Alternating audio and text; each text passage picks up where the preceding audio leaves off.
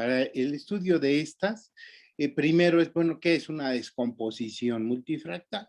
Bueno, lo que tiene uno es que tiene un fractal y ese fractal uno quiere ver primero características geométricas que tienen que ver con las localizaciones de los puntos de estos fractales. Y esas localizaciones se logran a través de un vector de frecuencias que después vamos a introducir. Y eso me va a dar una información de carácter geométrico acerca de la composición del fractal. El fractal está compuesto a su vez de muchos fractalitos, entonces por eso se dice que es multifractal, es una descomposición de ver la parte de ella, de un fractal, digamos, sus tripitas. ¿Okay? Y luego hay que ver también cuando tiene características estadísticas, qué cantidad es la que va uno a estudiar. Y también hace una descomposición en términos de ellas. Entonces, nada más para comenzar, lo que voy a empezar es, ¿qué diablos es eso de un sistema de funciones iteradas? Para ir familiarizándose un poquito con ellas. Si me ve, si ya está aquí esto, esta cosa. Ok, bueno, entonces mire, el sistema de funciones iteradas es una cosa muy interesante. Se tiene un conjunto de n funciones, todas estas son contractivas y el chiste es aplicarlas a un conjunto, se va a aplicar a un conjunto, pero se aplican simultáneamente e iterativamente. O sea, ¿qué quiere decir eso de aplicar simultáneamente, no? Bueno, para aplicar simultáneamente esas n funciones que se tienen, eh, las funciones se van a aplicar a conjuntos y de manera tal que al aplicarlas, quiere decir, cada una de ellas se va a aplicar a un conjunto. Y luego se considera la unión de todos esos conjuntos. Y esto es lo que define el operador de Hutchinson. Entonces, el operador de Hutchinson lo que hace es aplicar este sistema de funciones simultáneamente, una vez, ¿no?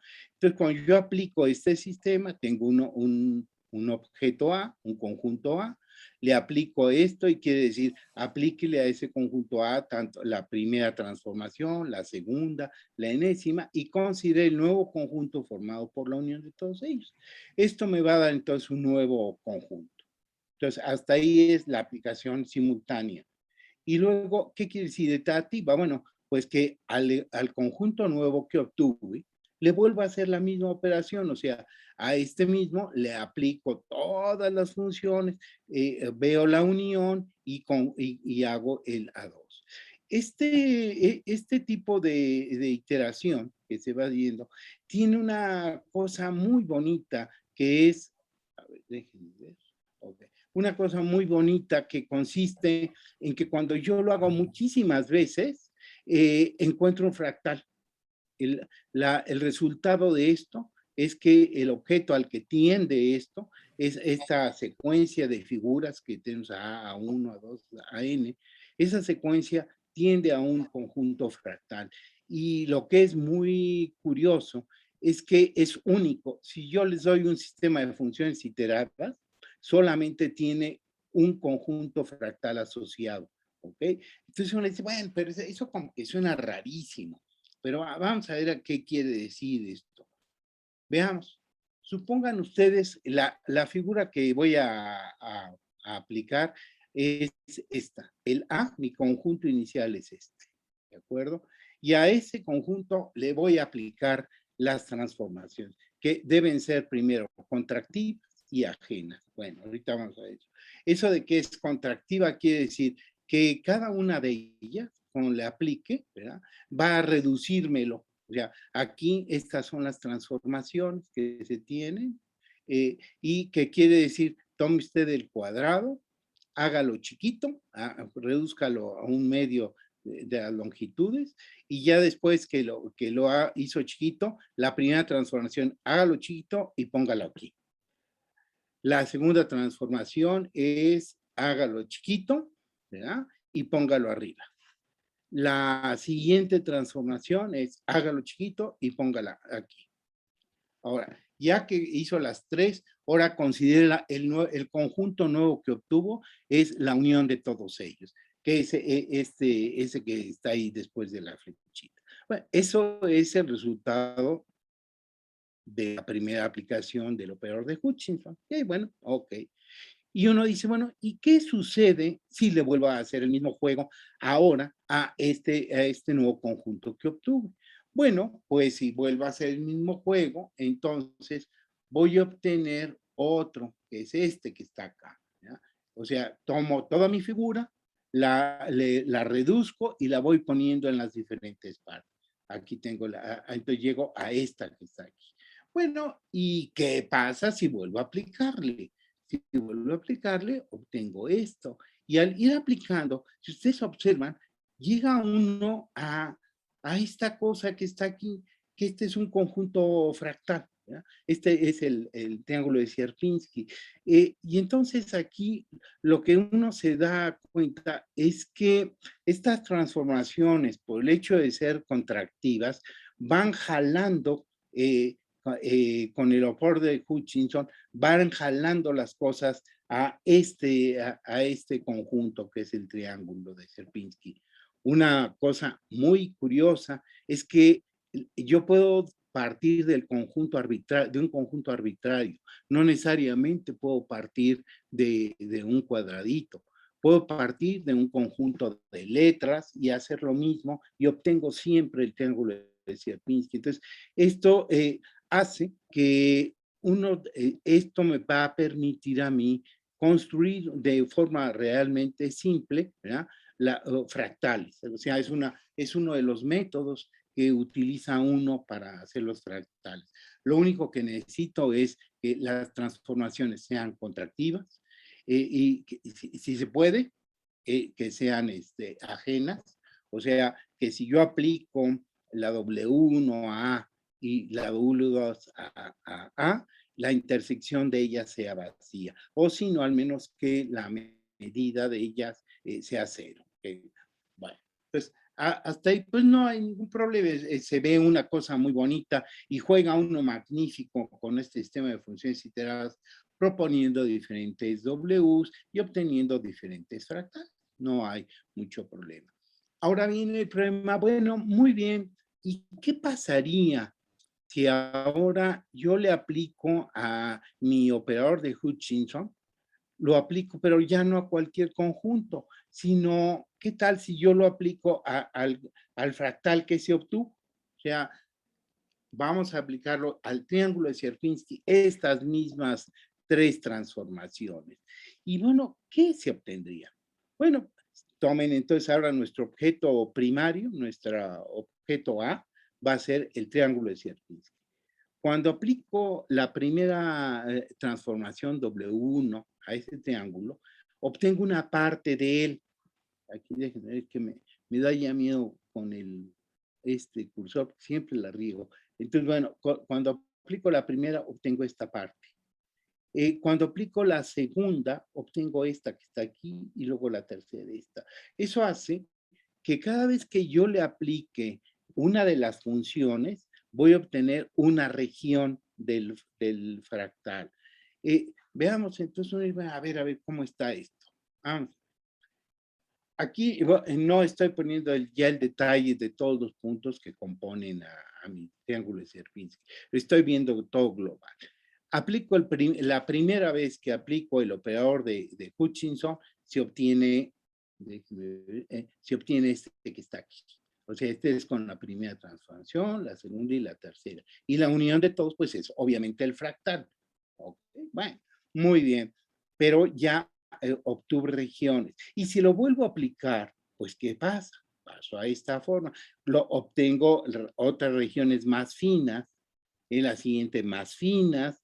Y entonces, esto lo que está haciendo es permitirme construir lo que se llaman las cubiertas exactas, perfectas de mi fractal. O sea, estas cubiertas, que son perfectísimas en el sentido de que no, todas ellas tienen puntos del fractal, ¿okay? Tienen la característica de que conforme yo las voy haciendo más y más finas, voy a tender a ciertos conjuntos de mi fractal. Y es la que cada una de estas partecitas se va a llamar, me lleva, es que ya sé dónde estoy regando. Es que como tengo la maña de estar viendo esta cosa, te dejen ahí. Entonces, cada vez que yo tomo una de estas partecitas, esto es lo que llamo un cilindro de orden 1. Luego estos son cilindros de orden 2, porque son cuando se aplica el operador de Hutchinson 2 veces. Esto es, todos son los cilindros de orden 3. Y me da entonces cada parte, me voy viendo cada vez con más detalle partes de mi fractal. Bueno, entonces veamos. Aquí es donde está, si yo lo aplico en veces, tengo lo siguiente.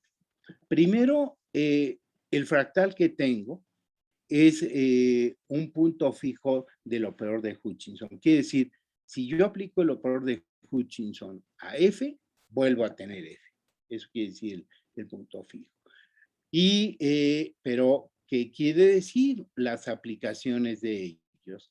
Pues aquí está ya en forma, ay, ¿dónde está mi flecha? Aquí está ya lo que quiere decir aplicarlo N veces. Por ejemplo, si lo aplico una sola vez, obtengo los cilindros de primer orden, que son 3 en este caso. Aplico 2 veces y obtengo 9 cilindros de segundo orden. Y cada vez que lo voy aplicando, lo que único va pasando es aquí, tengo aumento de estas cosas. El cilindro quiere decir esto, se tiene F, se le aplicó una vez, 2 veces, si le aplico cada vez, digo, es un cilindro de orden K. Ok. Bueno, y este cilindro de orden K, ¿cómo lo puedo caracterizar? Pues lo puedo caracterizar pues con el tipo de funciones que le aplique. Pero eso es muy fino. Entonces, lo que voy a hacer es caracterizar estos cilindros, clasificarlos por la frecuencia con la que esté apareciendo cada transformación. O sea, si aquí una transformación, digamos, este es un cilindro de tercer orden, por ejemplo, quiere decir que son 3 transformaciones, pero de esas 3, ¿cuántas veces aparece la 0? ¿Cuántas veces aparece la 1? ¿Cuántas veces aparece la 2? ¿Okay? Entonces, eso, el cuántas veces, sería esta NI de K, ¿verdad? Y la frecuencia sería, pues, la NI de K entre la K, ¿verdad? Pues, tengo las frecuencias. Entonces, cada cilindro, yo lo puedo, si lo quiero caracterizar exactamente, tengo que dar todo, ¿sí? Para caracterizarlo exacto. Pero si quiero nada más una cosa global, lo caracterizo por la frecuencia. Y entonces esto es con esta secuencia. Esto me permite a mí clasificar a mis cilindros, porque los cilindros son distintas partes. A ver, nada más para que quede claro cómo está el relajo. Déjenme ver. Okay. Aquí están los cilindros. Están, por ejemplo, aquí tengo mis cilindros, ¿ok? Pero cada cilindro está caracterizado por un índice, ¿verdad? Este nada más es por, digamos, el 0, el 1 y el 2, que es que nada más se aplicó una sola vez. Entonces tengo 3 cilindros de orden 1 de una aplicación. Aquí tengo 9 cilindros, pero son de 2 aplicaciones, que están a 0, 0, 0, 1, 0, 2, ¿no? Y luego tengo 1, 0, 1, 1, 1, 2. Luego tengo 2, 0, 2, 1, 2, 2. ¿Ok? Entonces, digamos, ahí el sistema de funciones iteradas me permite ir numerándolos a cada uno. Pero también me permite agruparlos. O sea, aquí obviamente ya es más complicado, pero los voy a agrupar ya no me voy a preguntar, a ver, dime cuál es el numerito de este, ¿no? Sino voy a construir familias en las cuales tengan la frecuencia, o sea, que tengan el mismo número de veces que se les aplicó una transformación, sin importarme el orden, ¿ok? Eso, claro, me da otra parte. Entonces, no sé si hasta aquí esto queda claro de qué es un cilindro, porque esta parte es muy relevante porque me permite ir caracterizando partes de del fractal, ¿no? Muy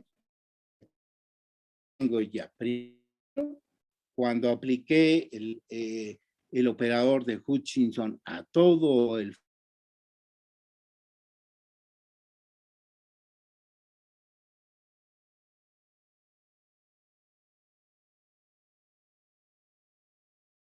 por una secuencia de numeritos, ¿ok?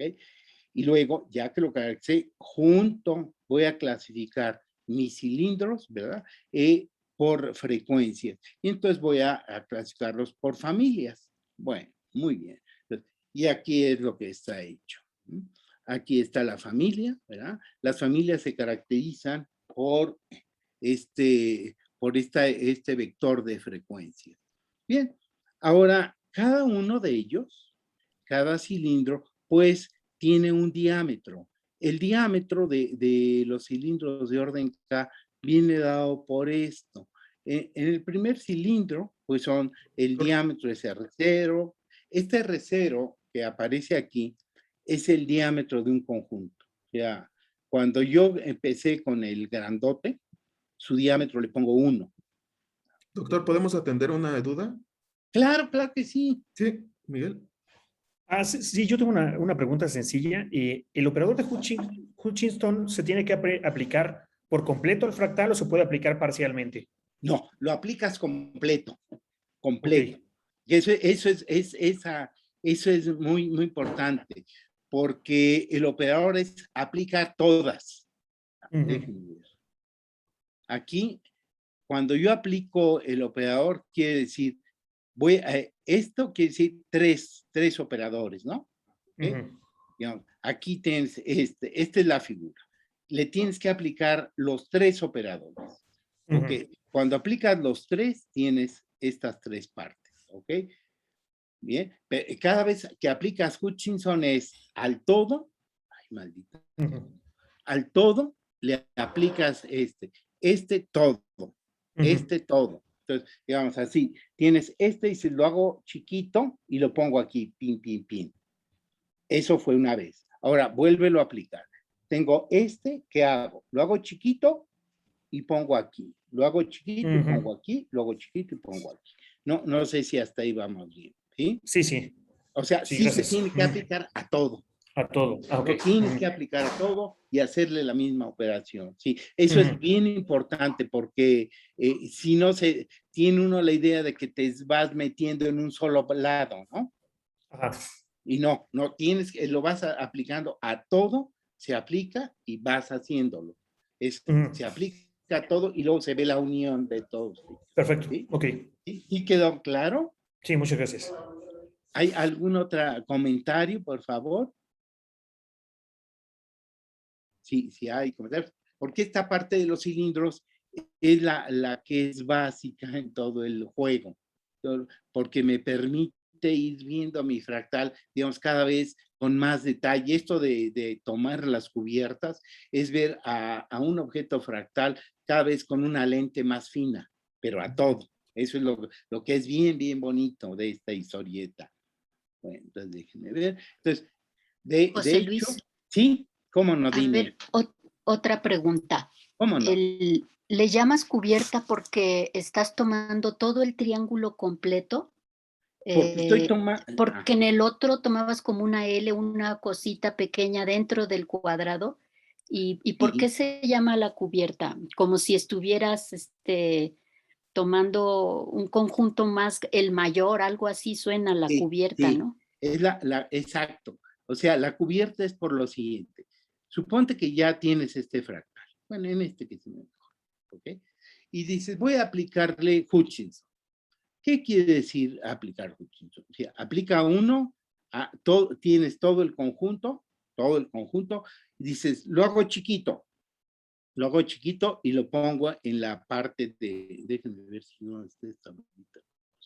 A ver, ahorita justo aprovecho para otra pregunta que me surgió. Es que el fractal es en el límite cuando ya te fuiste a infinito. Mientras no te has... Entonces, si ya llegaste al límite y le aplicas la operación, debe dar lo mismo, yo entendería, ¿no? Sí, claro que sí. Y si es lo que está haciendo.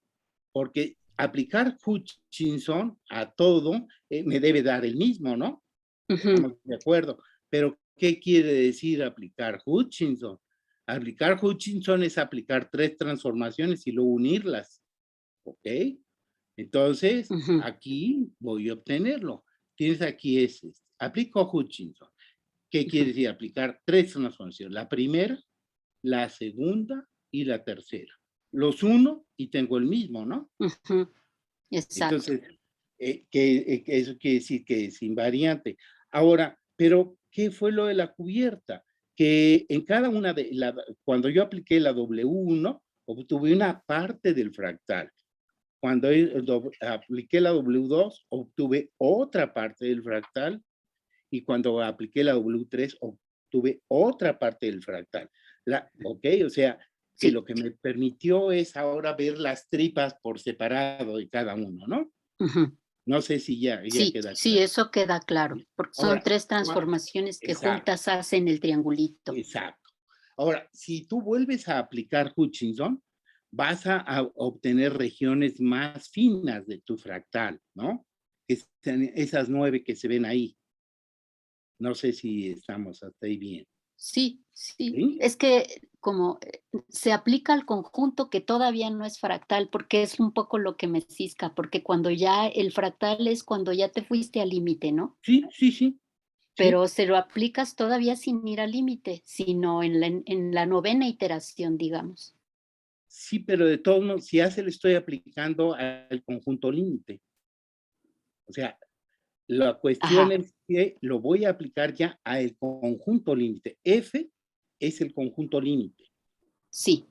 ¿Ok? Bueno, ok. Sí, es que Ah, como dices que me das solo una parte, pero es el mismo fractal, ya sí, llegaste sí, sí, a la exacto, acumulación, digamos, ya claro, llegó al fractal. Ajá. claro, ya estás en el fractal. Y ahora lo Ujú, que quiero ver es las tripas del fractal. ujú. Quiero Ok. ver cómo está, cuál es la conformación. Sí, sí tienes toda la razón. Se está aplicando ahora, la diferencia es que ahora ya no estoy aplicándola a cualquier cosa, sino al fractal, a Ujú, ese conjunto. Entonces, y al aplicarlo me permite ver ahora partes de ese fractal. ujú. Ok. Sí, sí, no Y sé si ahora sí la queda más. cubierta era para que no fuera solo una parte, sino como que el Sí, conjunto máximo, ¿no? Algo así. exacto, Ujú. exacto. Ok, Exacto. gracias. Es con lo que tú, digamos, como que recortas con tus tijeras y dices, bueno, con esto los puedo tapar a todos, ¿no? Exacto. Sí, Ujú. sí, ok. ¿Sí? Entonces, sí, no sé si va quedando claro hasta ahí, o si hay algún otro lado. Sí, porque esto no es tan, digamos, es medio chistoso al principio, ¿no? Porque es muy fácil hacer de bolas.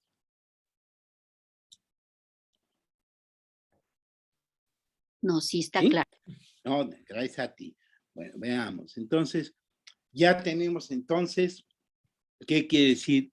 Un cilindro de orden K es un pedazo, una parte del fractal total, ¿sí? Donde veo ya ciertos detalles. Entonces, ahora esas partes las voy a clasificar.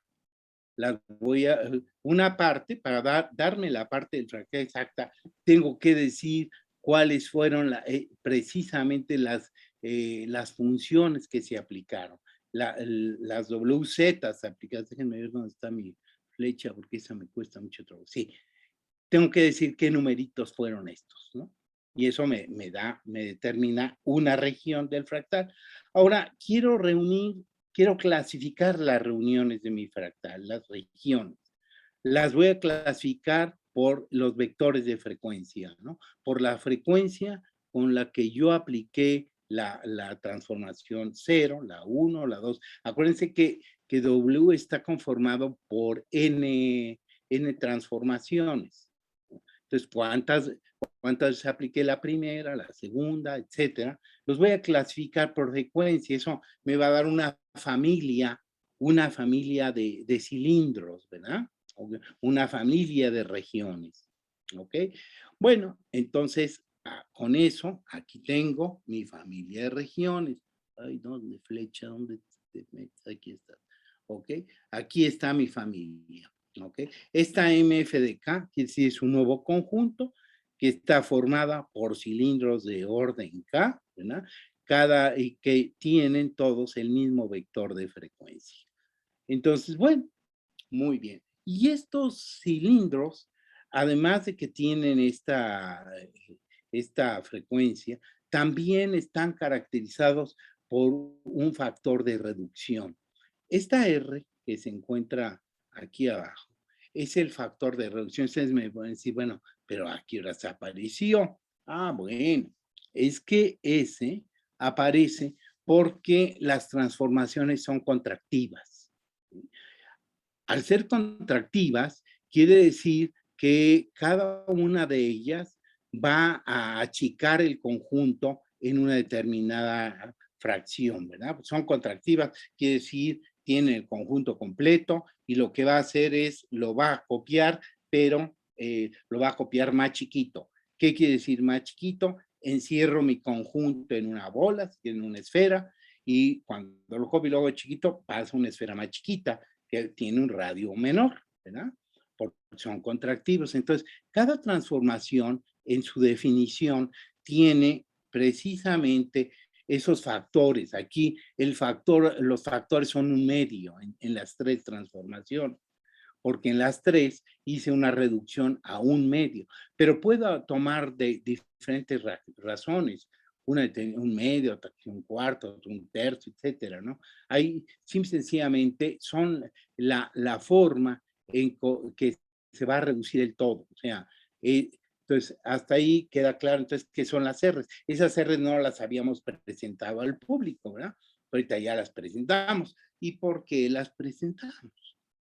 Pues las presentamos porque ahora lo que quiero es saber, estos conjuntos tienen una estructura que es a su vez fractal. Y si es fractal, debe estar caracterizado por una dimensión fractal. Bueno, ¿y qué diablos es la dimensión fractal? Bueno, la dimensión de un objeto es el número de partes que tiene de un tamaño dado, el logaritmo del número de partes, dividido entre el logaritmo de su radio, ¿verdad? Y con un signo menos. Entonces aquí, sencillamente, estoy usando la definición de un fractal, que entonces, la definición de un fractal, entonces, de la dimensión, perdón. La dimensión es, entonces, el logaritmo del número de cubiertas que necesito entre el logaritmo del diámetro de cada cubierta con un signo menos, ¿ok? Entonces, aquí estoy usando otra, o ya una definición que proviene de otro lado, ¿ok? Que es qué voy a entender por la dimensión de un objeto, ¿verdad? Entonces, aquí estoy usando esa definición, que no estoy poniendo aquí en gran detalle, simplemente, bueno, ok, alguien me dijo que la dimensión de un fractal de un objeto se podría poner de esta forma, ok, y entonces aquí lo que estoy haciendo es encontrar cuál es la dimensión fractal de las partecitas que tiene, que cada F corresponde a un conjunto de pedacitos del fractal. Y ahora a ese conjunto le asocio una dimensión fractal, que es esta historia. Eso lo puedo hacer cuando la K es grande. Y entonces tengo lo siguiente. Esto es todavía con habiendo aplicado un conjunto, haciendo que la K sea un número cualquiera, pero voy haciéndolo cada vez más grande. Y cuando voy haciendo cada vez más grande las cosas, el tamaño de los cilindros se hace cada vez más pequeño. Vamos a ver. Aquí, cuando aplico, tengo el primer cilindro, tiene un determinado tamaño. En el siguiente es más chico. En el siguiente es más chico. Estoy viendo ya nada más el tamaño de los triangulitos, si quieren, ¿no? Cada vez que voy aplicando, se hacen más chiquitos. Eventualmente, cuando yo logro tomar el límite infinito, pues cada uno de ellos se ve un punto. a un punto del fractal, que esa es la ventaja de usar los malditos sistemas de funciones iteradas, ¿ok? Entonces, aquí, precisamente, es lo que estoy haciendo, ¿ok? Que digo, bueno, es que yo hago este juego porque cuando hago tender la K a infinito, cada maldito cilindro se va a un punto del fractal. Esa es la gracia del relajo de tomar estas cubiertas. Y tengo que ahora lo que estoy haciendo es agrupar a los grupos, a los puntos del fractal por su frecuencia, la frecuencia de W. ¿Eso qué significa? Bueno, vamos a ver.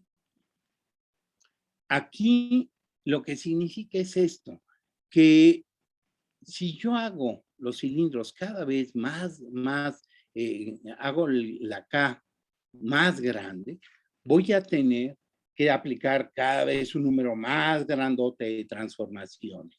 ¿De acuerdo? De hecho, en el infinito, cada punto del fractal está caracterizado por un conjunto infinito de numeritos, ¿no? Y ese conjunto infinito de numeritos es lo que caracteriza la posición de un punto del fractal. O sea, está haciendo una correspondencia biunívoca entre un punto del fractal y un punto del intervalo unitario 0,1. ¿Okay? O sea, un punto del intervalo unitario, para darlo, tiene que dar un número infinito de cifras, ¿verdad? Y acá estoy haciendo lo mismo. Esto me permite hacer lo siguiente. Hay una relación biunívoca entre un punto del fractal y un punto del intervalo unitario. Nada más que se toman en base S. O sea, ¿de dónde viene la base? La base proviene, déjenme ver dónde estoy. Es que tengo que manejarlo. La base proviene de lo siguiente. ¿Cuántas transformaciones usted? Aquí el sistema de funciones iterado está compuesta por un determinado número de transformaciones. Aquí fueron n. Entonces la base de numeración que voy a tomar es n. Y, por ejemplo, en el caso que tenemos aquí, mi base de numeración es 3, porque son 3 transformaciones, ¿sí? Entonces, cada punto del fractal se va a caracterizar se hace una correspondencia con un punto del intervalo unitario, pero deben expresarlo uno en base 3. ¿No? Si yo expreso esto en base 3, ¿ok? Entonces, a cualquier punto de mi fractal, déjenme ver dónde está mi flechita. Ay, aquí está.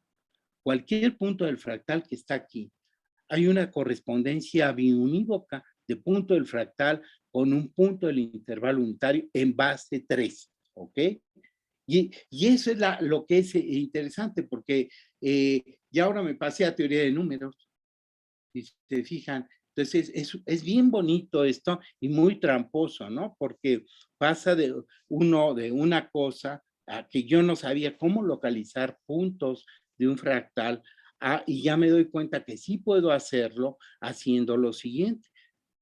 Me fijo primero, el sistema de funciones iteradas ahora, ¿cuántas funciones tiene? ¿Okay? Si tengo todas las funciones estas, eso me define la base en que voy a trabajar. Aquí tengo base 3, ¿no? Y luego, cualquier punto del fractal se pone en correspondencia biunívoca con un punto del intervalo unitario, ¿verdad? Pero siempre la secuencia debe ser 1 a 1, la relación es 1 a 1. Por eso se pedía, de hecho, la condición esta de que aquí la intersección de dos transformaciones, WI de A y WJ de A, fuera vacío, ¿ok? Por eso se pide esta condición. ¿Okay? Bueno, entonces, aquí ya se dan cuenta de por qué es la maña de usar este sistema de funciones iteradas, ¿no? Porque es la que permite hacer una correspondencia con intervalos, con intervalo unitario. Y eso es padrísimo porque ya puede uno jugar con esto de una manera más bonita, ¿no? Entonces, no sé si ahí queda claro el por qué el usar el maldito sistema de funciones iteradas, ¿sí? Aquí se dan cuenta la maña, ¿no? O sea, que es esa. Y al hacerlo, entonces, sí ya puedo hablar déjenme ver. Ya puedo hablar de puntos del fractal, ¿verdad? Y de conjuntos de puntos del fractal. De hecho, la clasificación que se está haciendo es, se tienen los puntos del fractal. Ay, es que con eso aquí no, para un lado y para otro. Se tienen los puntos del fractal, ¿ok? Ya caracterizados. Se agrupan esos puntos del fractal en conjuntos tales que su X tenga, su posición tenga la misma frecuencia el mismo vector de frecuencia, y se ve cuál es la dimensión fractal de estos conjuntos. Esto es lo que consiste, eso es la descomposición multifractal en términos de frecuencias. Doctor, tenemos una pregunta. Claro, venga. Sí, adelante, Miguel. Sí, hay algo que no comprendo respecto a la multifractalidad, porque, o sea, entiendo el cálculo que se está haciendo de la dimensión, de cada dimensión fractal, Sí, pero para que sea multifractal, digamos, cada dimensión tiene que ser diferente entre sí, ¿no? sí, O sea, si no es multifractal, pues todas van a ser igual a la dimensión de Hausdorff, ¿no? exacto. Y es lo que no veo claro a priori, cómo es que no serían diferentes aquí. Ah, ok. Bueno, aquí el chiste es que, ¿qué cambia? Cambia la fin, ¿verdad? Si yo, supongamos que tengo un punto del fractal, ¿ok? ¿Cómo lo caracterizo? Bueno, ese punto del fractal no voy a dártelo exacto, sino nada más te voy a decir cuál es la frecuencia que tiene de cada uno de los dígitos. ¿Estamos de acuerdo? Sí, sí. Entonces, dado cualquier punto del fractal tiene un vector de frecuencia, ¿ok? Pero a la inversa, si tú das un vector de frecuencia, tienes un conjunto de puntos. ¿Estás de Claro. acuerdo? Sí, sí. Ahora, es este conjunto de puntos el que voy a encontrar su dimensión fractal, ¿de acuerdo? ¿Y Ajá. cuál es la dimensión fractal de ese conjunto de puntos? Esto. Ajá. Ahora sí, ya estamos bien. Entonces, en Ya. cuanto tú me cambies la fin, ¿verdad? Ya cambiaste de conjunto, ¿ok? Bien. Entonces, porque la phi te determina todo un conjunto de puntos del fractal, ¿ok? Cambias la phi, es otro conjunto de puntos del fractal. Cambias la phi, otro punto de conjunto del fractal. Pero ustedes que esa maldita phi es continua, ¿no? Claro. Entonces, aquí es donde está la descomposición. Exactamente esto, Miguel, es lo interesante. Ya Por ahí entendí. viene el numerito, el nombrecito de multifractal, ¿no? Sí, entonces, o Que sea, tiene, la forma en que la dimensión fractal se comporte respecto de la phi va a determinar si es multifractal o no. exacto, Ok, exacto, ya. exacto. Perfecto. Aquí, si tú tienes puntos, todos aquellos puntos que tengan la misma phi son los que componen un conjunto. Y luego a ese le tomes su dimensión.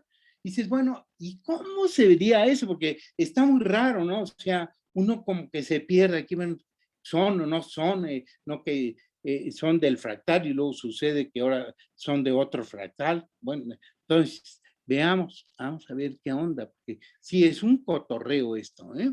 Vamos a ver. Aquí tenemos ya las FIS. Tengo en este eje, aquí considero el del Sierpinski. En Sierpinski es base 3. Si es base 3, quiere decir que hay 3 frecuencias, F0, F1 y F2. Sin embargo, esas no son independientes, sino la suma de las frecuencias debe ser 1 a fuerza. ¿Ok?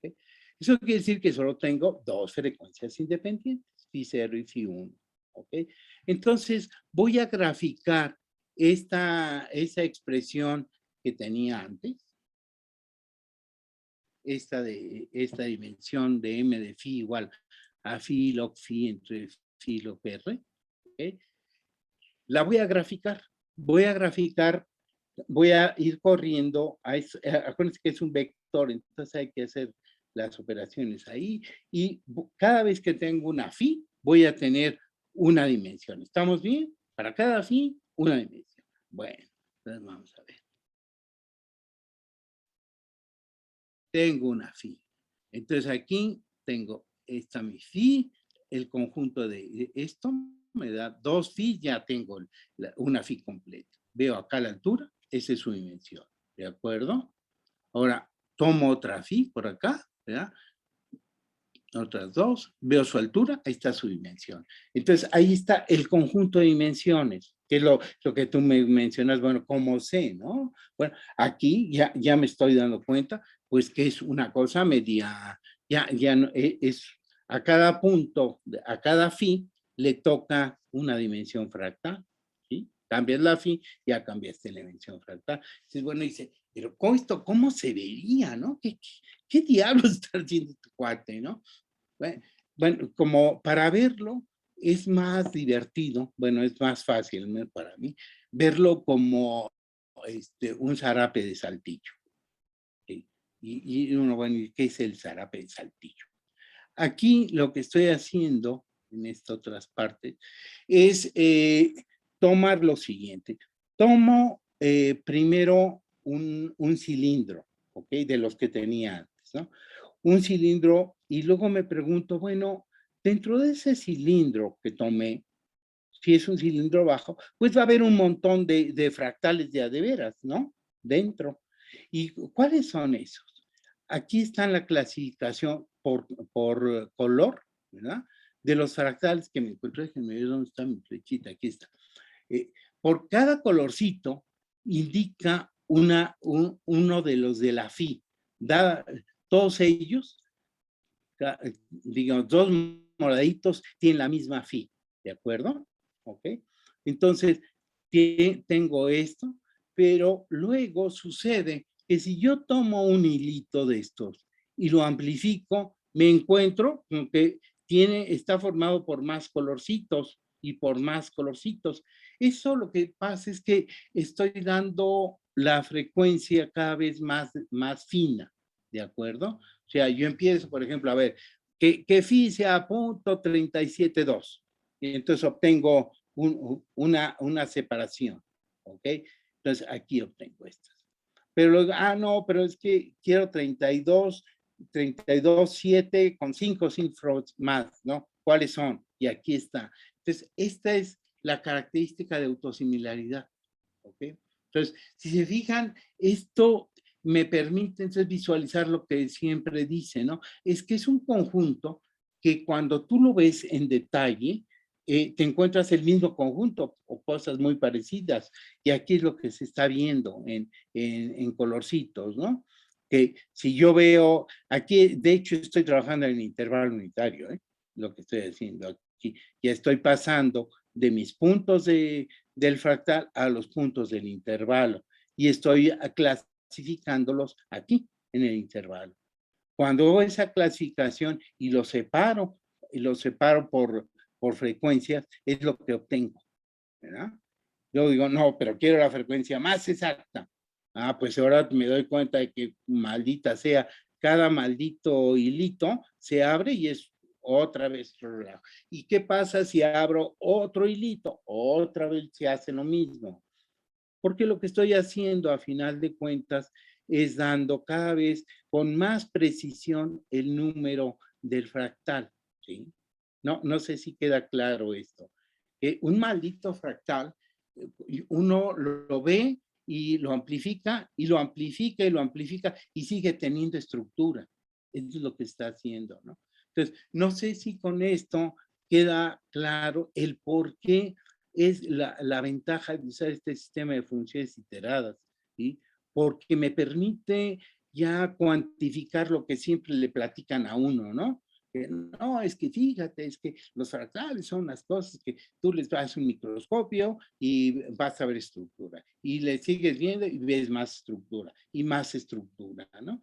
Pues, claro, estos son ideales. Los fractales son ideales, pero se acercan en muchas partes a cosas que nosotros manejamos, que no son fractales, sino se parecen a los fractales hasta cierto punto. pero nosotros tampoco, porque nosotros no podemos ir a una aproximación fina, ¿no? Siempre tenemos límites y esos límites son los que ya no me permiten ir. Y claramente la estructura fractal llega un momento en que se va a romper, ¿no? No puedo llegar al fractal, pues, ¿sí?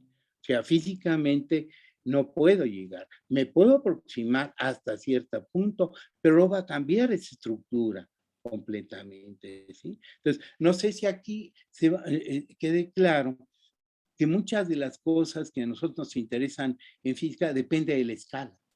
Depende fuertemente de la escala en que estoy trabajando. Entonces, dependiendo de esa escala, la estructura va a cambiar muy fuertemente. Y eso luego en los fractales luego claman, ¿no? Ahí dicen, ¿sabes qué? Es que esto ya no te sirve porque no es cierto lo que estás haciendo, no estás yéndote hasta el infinito, que es lo que me decía Lidia, ¿no? No te estás yendo hasta el infinito, sí es cierto. Esto solamente es válido en cierto intervalo, ¿sí? Y eso es claro, ¿no? Por eso es todo ese relajo del fractal, pero se da uno cuenta que sí tiene una realidad física porque me está diciendo qué tan fina es mi medición y qué tan delicado quiero ser. Si quiero ser grueso, bueno, veré un fractal, veré una estructura de cierta forma. Si la quiero ver más fina, la veo de otra forma por completo. Es el mismo objeto, pero se ve de distintas formas, ¿no? Y eso nos pasa cuando pasas de la mecánica clásica a la mecánica cuántica, ¿no? O sea, lo estoy viendo en una escala son las leyes, ¿no? Me voy a otra escala, pues son otras las leyes. O sea, aquí es una cosa muy parecida, pero estoy cuantificando en dimensión, ¿no? No sé si esto queda claro, porque yo soy medio confuso en explicar mis historietas. Una Sí, pregunta, José Luis. sí. ¿Se Venga, puede? Linda. ¡Claro! A ver, está muy bonito, ¿eh? Está muy padre. Eh, el número de colores entonces que entran en el multifractal depende entonces de la aproximación, digamos, a la que estás escribiendo la Sí, frecuencia phi sí, en la base 3, digamos, que sí, tienes aquí. Es decir, si te vas por decir a 10 dígitos, habría que escribirlo en base 3 y lo que sea, ujú, pero ese número te da justamente el número de colores que estarían exacto, apareciendo.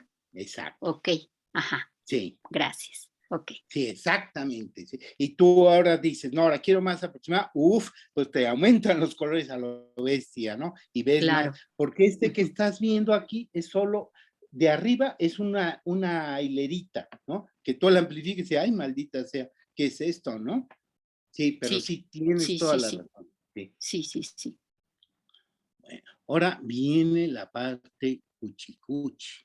Esta es la parte geométrica, pero ahora la parte horripilante, la parte cuchicuchi, viene cuando sucede que los malditos fractales también tienen características de estadísticas. Y yo dice, bueno, pero ¿de dónde aparece la estadística? Que, pues es cuando aparece, cuando tengo una distribución de probabilidad, voy a tener eso. ¿Y qué me interesan en las distribuciones? Normalmente nosotros estamos interesados en distribuciones muy bonitas, ¿no? Pero las de a de veras o las que ya uno juega, luego tienen forma horrible, ¿no? Como esta que está aquí. Este es del cuadrático, ¿eh? Nada más. Pero si se fijan la distribución que tiene muchas singularidades, ¿no? O sea, tiene picos por aquí, por allí, por acá, ¿no? Entonces, ¿cómo cuantificar esta singularidad? ¿Okay? Bueno, la idea de Kadanoff y compañía fue, vamos a caracterizarla con un parámetro alfa. ¿Y cómo? ¿Qué quiere decir eso? Bueno, tomemos un punto en donde esté la singularidad y veamos un intervalo. Y en ese intervalo calculemos cuál es la probabilidad. Acuérdense que es una densidad de probabilidades. El área bajo la curva, ¿verdad? Me da la probabilidad.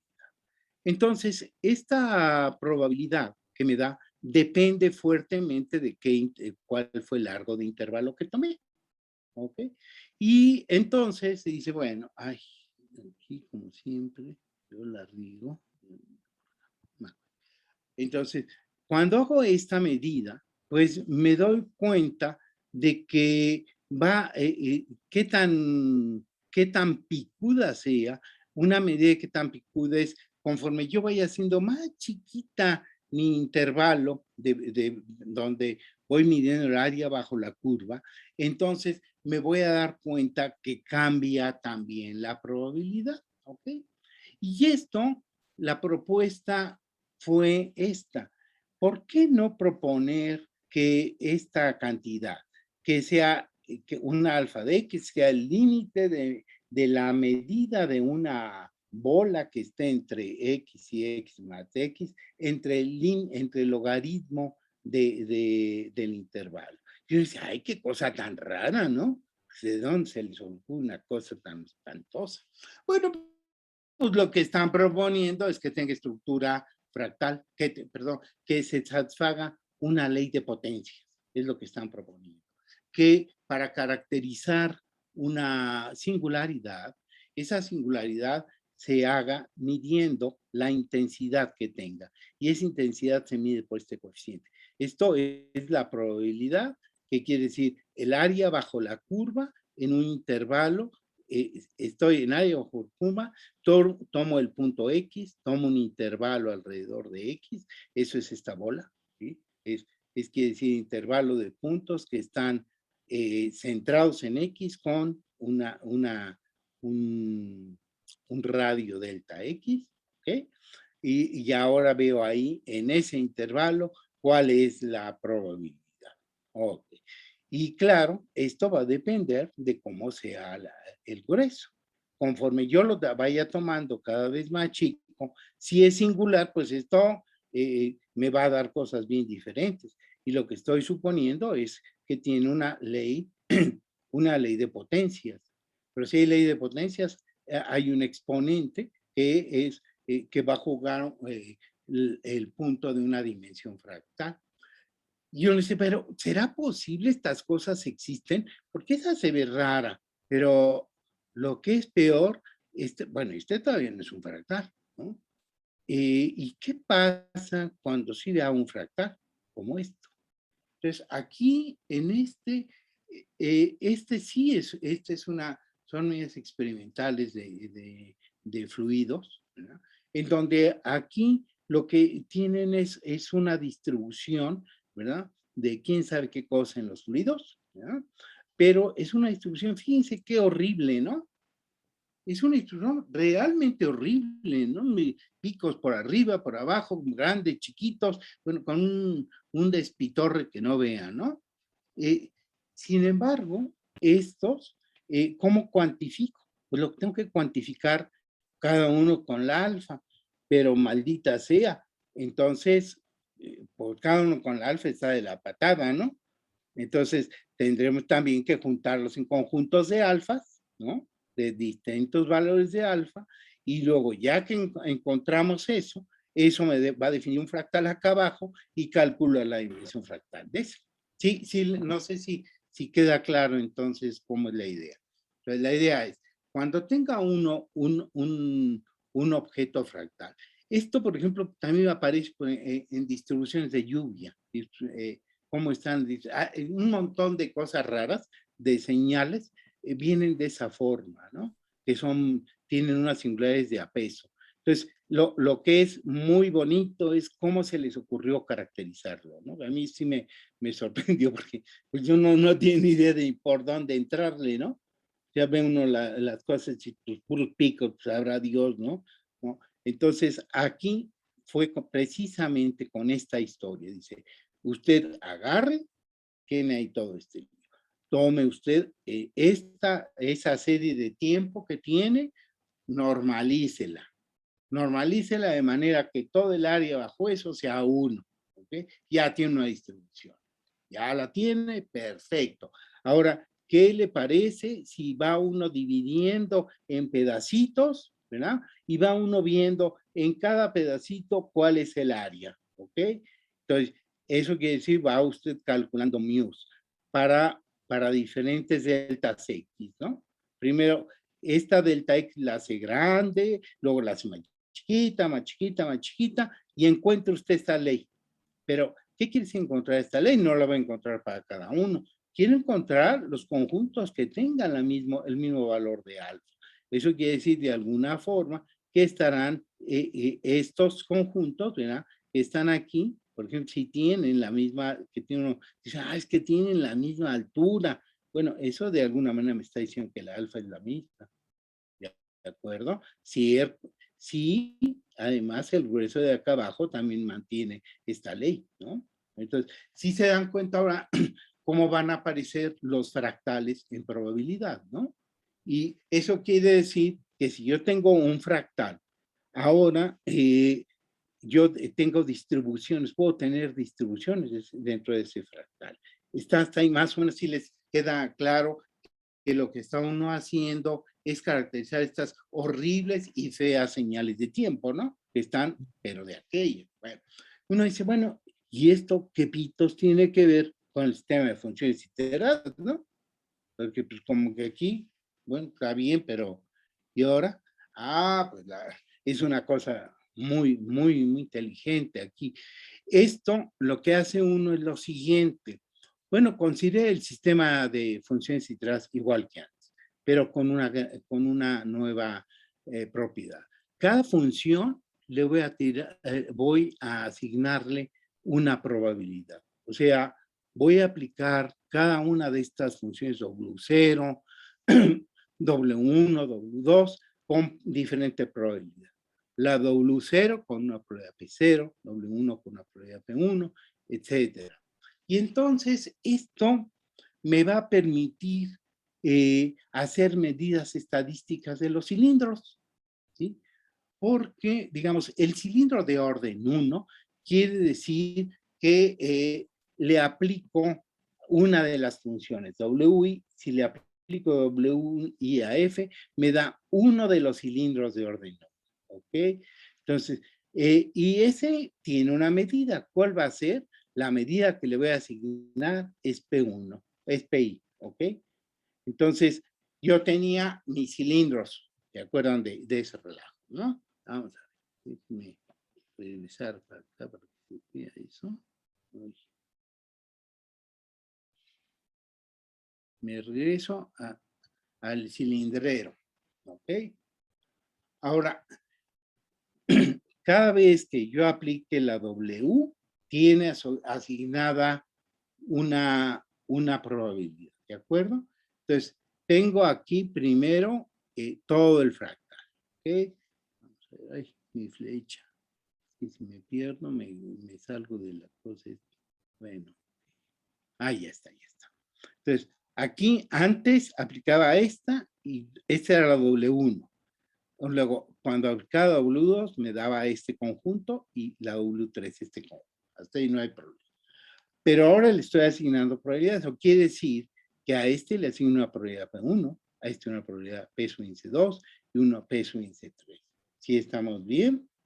Entonces, bueno, ¿y lo que pasa si vuelvo a hacer lo mismo? O sea, repito las cosas. Pero cuando repito, este ya tenía su probabilidad P1. Uno tenía ya una probabilidad P1. Ay, Dios, otra vez esta flecha. Uno tenía esta probabilidad. Esa no va a cambiar. Entonces, pero cuando hago la separación, paso a este. Y la suma de estos tres me debe dar esa probabilidad. ¿De acuerdo? ¿Ok? Y luego yo vuelvo a hacer de este. Pues este tiene una probabilidad distinta, ¿no? Esta ya sería, por ejemplo, un P1, P1. Esta es un P1, un P1, P1, P1, P2, P1, P3. ¿De acuerdo? Y esta ya es otra. ¿Ok? Pero la suma de todo esto es esta. ¿Ok? Fíjense, entonces, aquí es una cosa muy padre porque en este cilindro que tiene una probabilidad P1 está formado por pedacitos, ¿verdad? Cada pedacito tiene esta probabilidad. P1, P1, más este otro es P1, P2, este es P1, P3, por decir algo. Cuando lo sumo me da lo mismo, ¿no? Entonces, no hay ninguna bronca, no estoy perdiendo nada, pero estoy viendo voy a asociarles ahora a cada intervalo, ¿verdad? A cada cilindro una probabilidad. Eso quiere decir que cuando me voy a infinito, a cada punto del fractal le voy a poder asociar una probabilidad, ¿no? O sea, esa es la idea que está uno manejando acá atrás, que el fractal, los puntos del fractal pueden formar conjuntos con una probabilidad dada, ¿sí? Entonces, fíjense que esto es muy interesante porque todo viene de ese maldito sistema de funciones iteradas que uno diría, bueno, pues como que esos matemáticos son de lo peor, ¿no? Inventan cada cosa, pero sí es que la inventa para beneficio de ellos, ¿no? Y luego de la humanidad, pero para que le entienda a uno está de la fregada, ¿no? Bueno, entonces, no sé si entonces ahorita queda claro cómo va uno a introducir el concepto de probabilidad en este tipo de cosas, ¿no? Entonces, aquí, simple y sencillamente, ya no voy a entrar en el detalle, porque si no, nos pasamos todo el día, ya ven que yo casi ni me gusta hablar. Entonces, lo que hace uno es repite el procedimiento, pero ahora considerando que hay una medida asociada a cada punto del fractal, ¿verdad? ¿Okay? Y esa medida asociada es de hecho la alfa. Hay una alfa, o sea, cada punto del fractal tiene una singularidad distinta, ¿de acuerdo? Y los voy a agrupar en aquellos que tengan la misma singularidad. Ya que los agrupé, entonces tengo que encontrar cuál sería la dimensión fractal de aquellos que tienen el mismo valor de la singularidad. Hay flecha parece. Pongo todos aquellos que tengan la misma. Y me encuentro con una cosa horrible, horrible y horrible.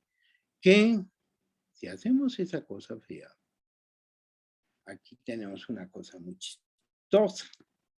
Que lo que voy obteniendo es que no hay una correspondencia biunívoca entre la alfa que tienen y la phi. ¿Qué quiere decir eso? Bueno, que si yo doy otra vez, doy las frecuencias, ¿de acuerdo? Acuérdense, cada punto del fractal lo localizo con una frecuencia. Ok, pero ahora, cada punto del fractal también tiene asociado una alfa, ¿ok? ¿Cuál es el problema? Que no hay una correspondencia biunívoca. A un punto del fractal le toca una alfa, pero dado una alfa hay un chorro de puntos, ¿de acuerdo? Pero si hay un chorro de puntos, entonces aquí es como está el asunto, ¿verdad? Aquí tengo yo el valor de ¿qué fue? Ajá. Aquí tengo, para ver eso, voy viendo la alfa, por un lado, veo la alfa, y aquí veo cuáles son las diferentes dimensiones que tiene asociadas. Son un chorro. Un chorro. Eso lo que quiere decir es esto. Esta superficie blanca es la que teníamos antes del fractal geométrico. Todas las dimensiones fractales dependiendo de la phi, ¿de acuerdo? Pero sucede que cuando yo doy una maldita alfa, ¿no? Aquí, cuando doy una alfa, estoy caracterizando un plano, de hecho, aquí. Y ese plano corta esto. Entonces hay un chorro de todas estas son las dimensiones fractales que están asociadas a ese valor de alfa, ¿de acuerdo? Entonces uno se pregunta, bueno, ¿y ahora cómo le hago para caracterizar la dimensión asociada a alfa? Una sola, no muchas, ¿de acuerdo? Y entonces digo, bueno, es que ahora sucede que el multifractal, ¿verdad? Que esto tiene una estructura multifractal, porque dado un alfa, hay chorros de dimensiones asociadas. Entonces, ¿cómo la caracterizo? Pues con el máximo, ¿de acuerdo? Esto además sí tiene sus razones de que sea el máximo, ¿ok? Entonces, tengo que encontrar el máximo de la dimensión fractal, ¿ok? Entonces, aquí otra vez, porque si no, esta parte queda horripilantemente fea. Entonces, hasta aquí, ¿qué pasó? Bueno, tengo cada punto del fractal, le puedo asociar una alfa, ¿verdad? Ya, tengo un punto del fractal y tiene un valor alfa. Pero ahora voy a agrupar a estos puntos del fractal por los valores que tenga de alfa 0. ¿De acuerdo? Eso me determina un conjunto de puntos, los J alfa 0, y quiero encontrar su dimensión fractal de este, ¿ok? Pero la dimensión fractal está de la fregada, porque J alfa es la unión de muchos fractales, porque dada una phi, le toca una m de phi. Y entonces, si tengo muchas phi, pues es un montón de estas. Entonces, este J alfa 0 está formado por muchos fractales de m de phi, es un multifractal. Entonces, es como ver dentro de un fractal una estructura fractal y dentro de ella una estructura multifractal. Entonces, como que se vuelve a repetir el juego, ¿ya? Y entonces, para encontrar esa dimensión, pues ya tengo que hacer esto, tengo que maximizar. Y ese proceso de maximización ya no es tan sencillo, pero bueno, nada más voy a dar cuál sería el resultado de este proceso de maximización. El resultado de ese proceso de maximización es que uno puede llegar a una relación en la cual cuando maximice las cosas, encuentro que la distribución que maximiza, ¿se acuerdan que tengo que asociarla a ese multifractal? Le tengo que asociar una sola dimensión, ¿okay? Al de alfa. A J de alfa le quiero asociar una sola dimensión. Eso se hace con una phi especial, que es esta. Estas son las componentes de la phi. Como se ve, están de la fregada porque es la probabilidad de J a la Q y RJ a la beta de Q. Estas son las probabilidades que aparecen en los sistemas de funciones iteradas, ¿no? Entonces, estas son las R's que aparecen en los diámetros. Pero luego, los coeficientes. Esta Q es cualquier número real. Y esta beta de Q es allá, no es cualquier número real, tiene esta estructura, esta beta de Q.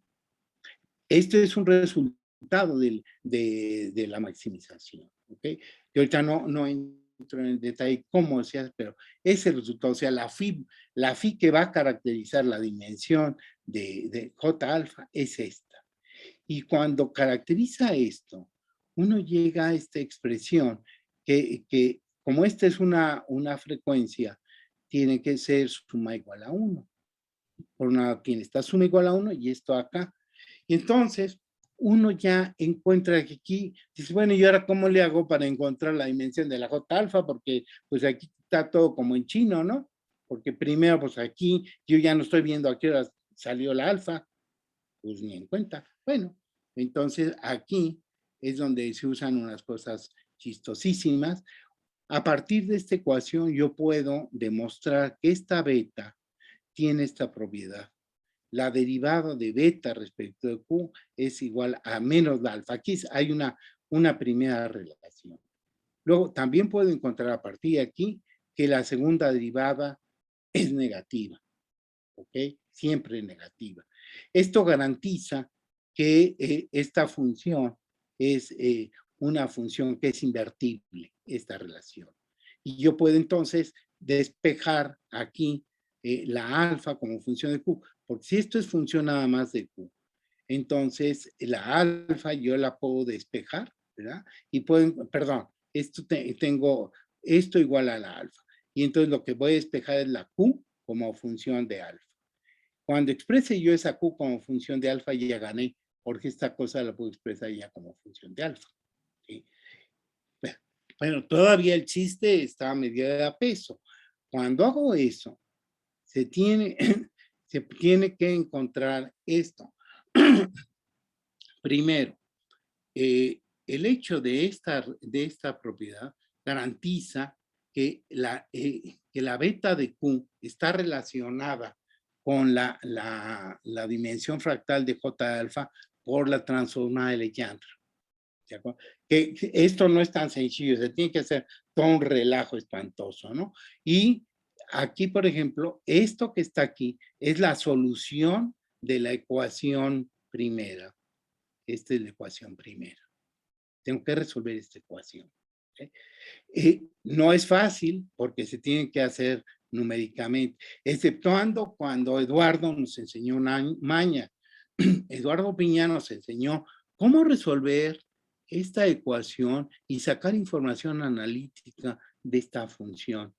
¿De acuerdo? Que no es sencillo. Normalmente uno se la avienta numéricamente. ¿Ok? Pero Eduardo Piña es quien es, no crean.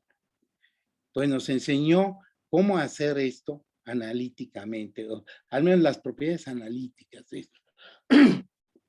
Y con esas propiedades analíticas ya puedo yo hacer las transformadas. Si no se tienen que hacer numéricas. ¿Sí? Entonces, cuando se hace esa transformada, se obtiene esto. Y este es el espectro de dimensiones.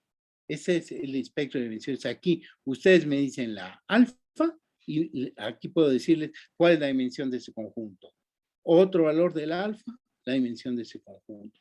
Y entonces esto es precisamente la separación multifractal estadística. ¿Sí? Que aquí de hecho no me he ido en el detalle, pero sí se entiende cómo fue el asunto, ¿no? Que a final de cuentas, uno cuando ve los artículos es horripilante, ¿no? Porque simple, sencillamente se agarran y pájatelas, le sueltan uno esta, ¿verdad? Y dicen, pues resuélvela como Dios te dé a entender, ¿no? Ya que la resolviste, bueno, pues mira, tú ni te preocupes. Ya que encontraste esa beta de Q que satisface esto, pues aplica su transformada de Legendre y ya acabaste. Ya está la F de alfa. Dice, hijo, pues ¿qué hizo? Pues quién sabe, ¿no? ¿Ok? Bueno, lo que hizo fue todo este proceso, ¿no? Pero claro, pues a uno, como siempre nos traen con las apuraciones, pues uno dice, bueno, pues dame la receta ya, porque esto está medio feo, ¿no? Entonces la receta es, encuentra la función, resuelve la ecuación que tenías ahí, encuentra esa beta de Q, ya que la encontraste, que es numéricamente, ahora saca su transformada de Legendre y encontraste mágicamente la descomposición multifractal estadística. Y entonces ahí queda uno perdido, ¿no? Porque uno no sabe ni qué pasó. Aunque dice, no, pues sí es claro, ¿cómo no? Pues qué claro va a ser, ¿no? ¿Sí? No sé si se van dando, ahorita ya no quise más entrar en el detalle porque sí se lleva un buen rato, pero sí se dan cuenta que todo esto, por eso aparece en el misterio de ahí, porque pues nadie es capaz de meterse a las tripas de ese, no le dan tiempo, ¿no? O sea, ¿qué me va a dar tiempo si necesito publicar ya y a ver cómo le hago, ¿no? O sea, entender, bueno, ya entenderá otro y punto, se acabó, ¿no? Entonces a mí me toca más entender eso porque es lo que me divierte más para saber, pues, qué estaba pasando, porque yo no entendía nada, ¿no? O sea, pues sí hago el carro, pero ¿y ahora qué hice? Pues no sé, ¿no? Entonces, bueno, no sé si con esto, pues les quede claro toda mi ignorancia al respecto de todas estas cosas, que son bastantes, y creo que ya me pasé de filo, ¿eh? Entonces, bueno, no sé si hay comentarios o dudas al respecto, pues adelante. Okay, muchas gracias, doctor José Luis. Muy interesante la charla. Aquí Miguel tiene una pregunta. Adelante, Miguel. No, pues más que preguntas son comentarios, ¿no? Porque efectivamente yo también me quedé atrapado en tratar de entender todo esto, ¿no? Y el primer comentario es que algo muy bonito de esta relación entre la F de alfa y la beta de Q es que tiene una analogía con los potenciales termodinámicos, ¿no? Eso es algo muy elegante que se ve pues desde la transformada de Legendre, claramente, ¿no? Y la otra es que lo interesante es el hecho de que al poder hacer un análisis multifractal de distribuciones de probabilidad, esto entra naturalmente en el terreno de la cuántica, porque uno puede tomar un estado cuántico y representarlo en alguna base, y entonces puedes hacer un análisis multifractal, ¿no? Y de hecho se ha usado para analizar transiciones de fase cuánticas, porque aparentemente el sistema se vuelve multifractal cerca de una transición y tiene sentido, ¿no? Porque las longitudes de correlación, digamos, si lo viéramos de la termodinámica normal, pues aumentan muchísimo, ¿no? Entonces como que el sistema puede alcanzar cualquier escala. ¿no? Ujú. Y viene esta idea de la autosimilaridad. Y yo he estado tratando, me quedé medio atorado porque yo elegí para estudiar esto un sistema que tiene un espacio de Hilbert no acotado. Entonces ahí mi problema fue y ha sido en que ese sistema no tiene la dimensión de Hausdorff, ¿no? Entonces yo solo puedo explorar los límites, ¿no? Digamos, de los otros lados, ¿no? O sea, no me puedo acercar al máximo, Ujú. ¿no? O al punto cero del exponente beta, ¿no? Entonces Ajá. sí es buenísimo, ¿no? Todo este tema, pero pues sí, los detalles, ¿no? O sea, el cálculo se tiene que hacer en mi caso numérico, Sí, sí es pesadón, ¿no? Entonces, sí. muchísimas gracias por la charla, ¿no? La disfruté bastante. Ay, pues luego yo tengo que aprender de estas cosas que haces tú con los temas cuánticos, porque sí es de lo más interesante y es una de las cosas que yo vivo en la ignorancia de cómo lo hacen, ¿no? Porque sí entiendo cuando hacen con los niveles de energía, ahí más o menos tengo idea, pero cuando me hablan ya esto que estás diciendo de las transiciones, dices, maldita sea, espérate, ¿en qué momento fue esto, no? Y porque está uno hablando ya de transiciones entre niveles de energía, ¿no? Y ahí sí yo me pierdo terriblemente, ¿no? Y ahí es donde sí tengo que aprender mucho de ti porque yo soy ignorante en tantas cosas que no veas. La parte de termodinámica, de hecho, a mí por eso me interesó, que se me hizo muy raro, que pues, Ajá, ¿cómo que con sí, una sí. transformada de Leillard? Pues, ¿de qué se trata esto, no? ¿A qué hora apareció? Y sí, hay unas conexiones interesantísimas entre la termo, ¿verdad? Y esto. Hay una termodinámica de fractales, sí. ¿verdad? Y que sí, digamos, lo que tú estás mencionando, lo de transiciones de fase ahorita es una de las cosas más interesantes en el estudio de multifractales. ¿sí? Que yo ahí reconozco que soy ignorante por completo, pero algún momento entenderé. Bueno, sí, no es que me muero antes, ¿no? Porque también ya ven que como que no da la vida para tanto, ¿no? Pues sí, ya luego lo discutimos. ¡Ay, sí! Excelente. ¿Tenemos alguna otra duda? Sí, la doctora Silvia, por favor. Hola, Doc, qué gusto ¿Qué verte. pasó, Silvia? ¿Cómo estás? Oye, Doc, una pregunta así rápida. Cuando hacen, por ejemplo, que decías que proponía el doctor Piña una solución para darle la vuelta a la parte numérica, pero cuando digo, acuérdate que soy más experimental yo que esas cosas, ¿no? Y me gusta más lo tangible. Por ejemplo, cuando tú resuelves esto de los polinomios de Legendre, ¿hasta cuántos, digamos, tienes? A ver, creo que es la anterior, tu diapositiva anterior. A ver, véame. Déjame ver, tranquila, tranquila. Ahí está. Ajá, entonces, por ejemplo, tienes de J igual a 0 a S menos L. Sí. Y cuando haces, digamos, estas gráficas, ¿cuántos índices utilizas? ¿Lo dejas al Ajá. infinito? No, ¿Cuántos? vivaracha. Es que no estoy haciendo transformadas estoy Ajá, haciendo transformadas de Legendre. ajá, ¿sí? No funciones de Legendre.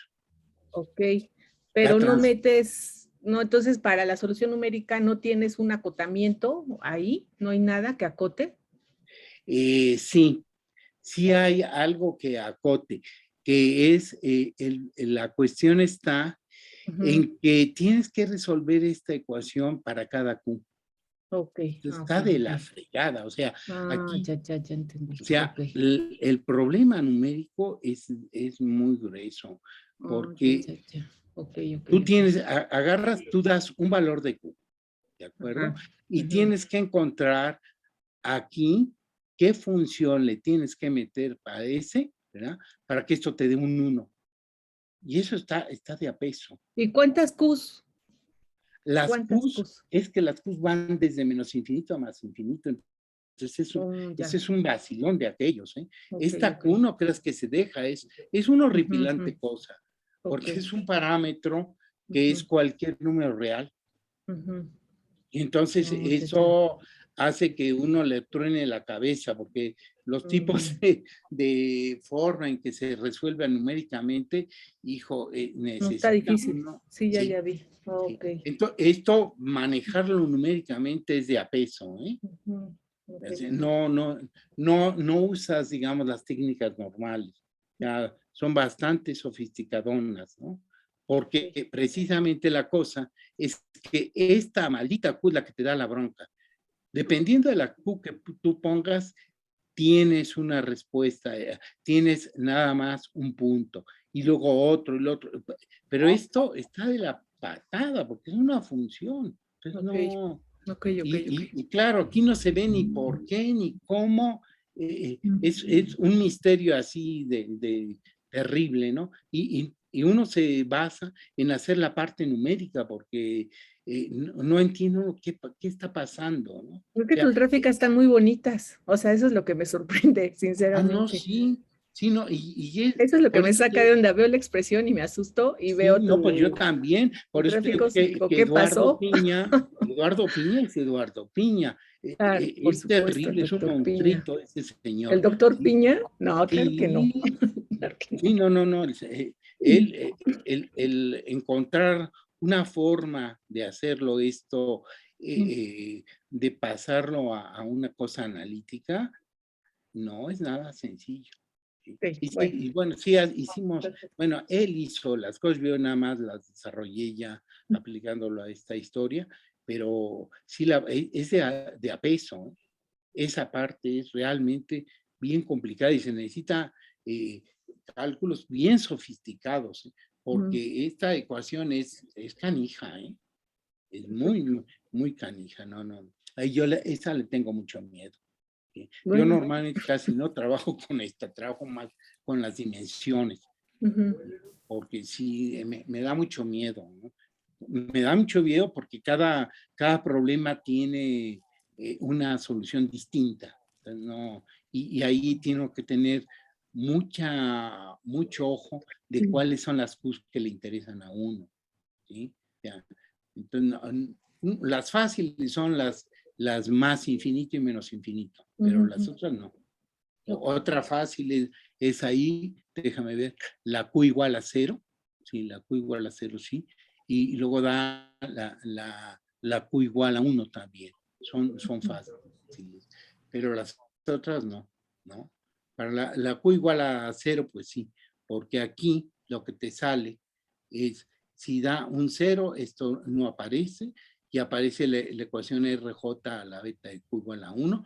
Esta entonces es una dimensión fractal, ¿sí? Pero eso estoy jalando información de otro lado, ¿sí? Esto me da el negativo de una dimensión fractal, ¿sí?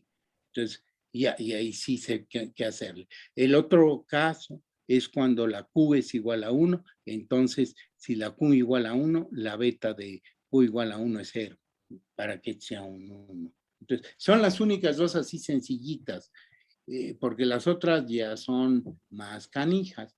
Esas sencillitas, ¿verdad? Que son las que corresponden a, digamos, una de las que es fácil es esta de aquí. Esta de aquí es el Q igual a 0, que es la dimensión, es esta dimensión. Luego hay otra que es muy interesante, que es la que viene, una que es la tangente aquí, que es el conjunto de acumulación, ¿no? Pero claro, todo esto meterse, yo si quieren luego les doy una práctica nada más de esa parte, que es la estadística, porque sí es bastante pelona, ¿eh? Tiene un montón de cosas, y es donde uno sufre horrible, ¿eh? Entonces, si quieren alguna otra, me dicen luego y me le echo, ¿ok? Con mucho gusto, doctor. Muchas gracias. Tenemos otra pregunta de Adrián. Sí, Adrián.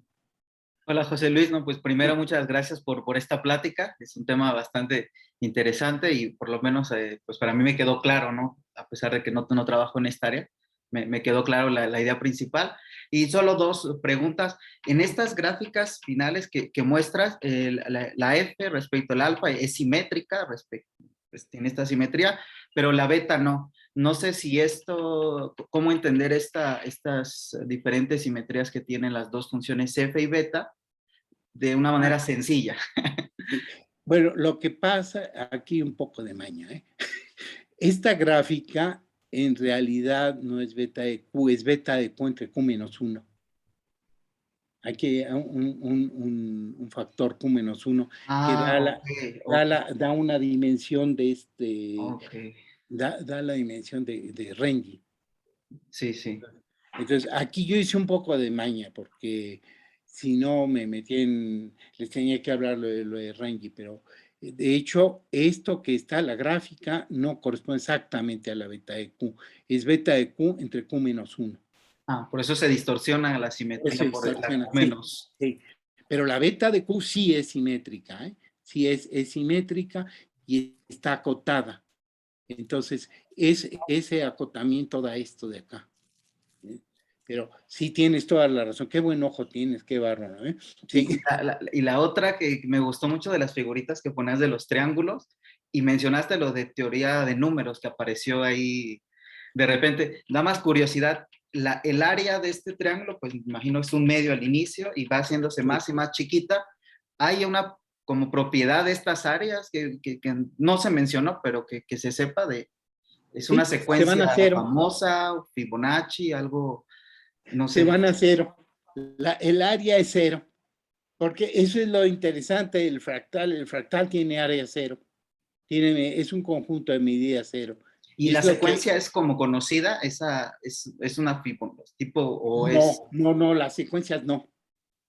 No son conocidas porque tú puedes hacer la secuencia que te dé la gana. Completamente, ¿no? O sea, no. Aquí, eso es otra historieta que tiene que ver mucho ya con teoría de números. Y sí, en teoría de números sucede que también usaban los fractales antes de que fueran fractales. ¿Sí? Sí, porque la gente de teoría de números decía que una de las cosas bonitas de lo que hacían ellos es que eso no iba a servir para nada nunca, ¿no?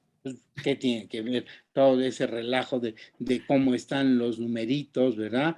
Cómo están ordenados. Y entonces hay un teorema muy bonito que es precisamente ahorita les digo dónde está ese relajo.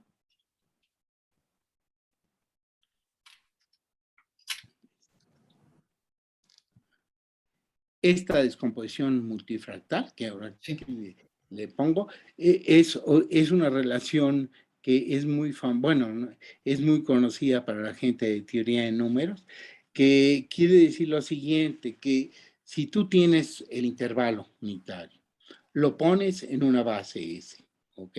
Y ahora vas a clasificar los números por frecuencia, ¿no? Pero las frecuencias son continuas, o sea, las frecuencias en ceros, en unos, en doces.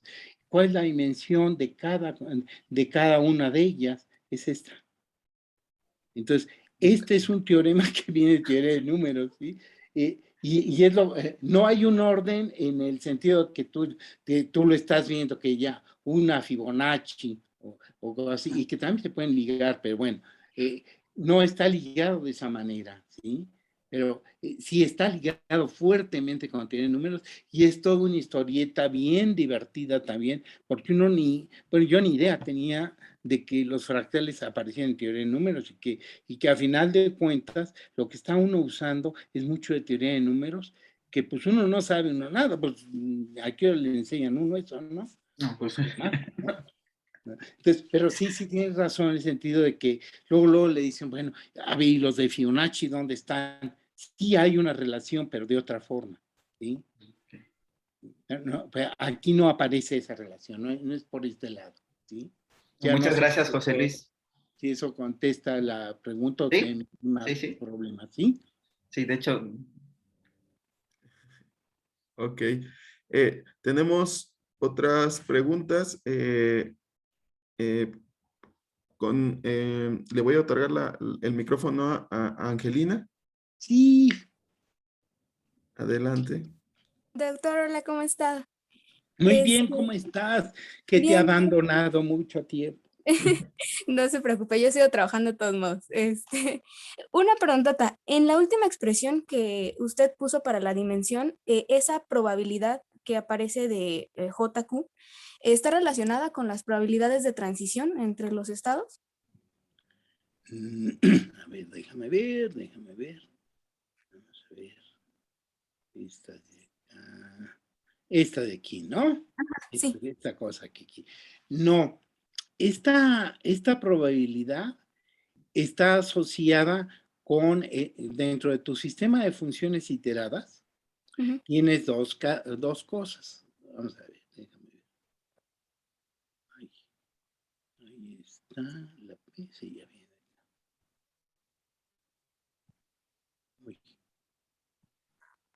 Cuando estás trabajando ahora con el sistema de funciones iteradas, hay dos características.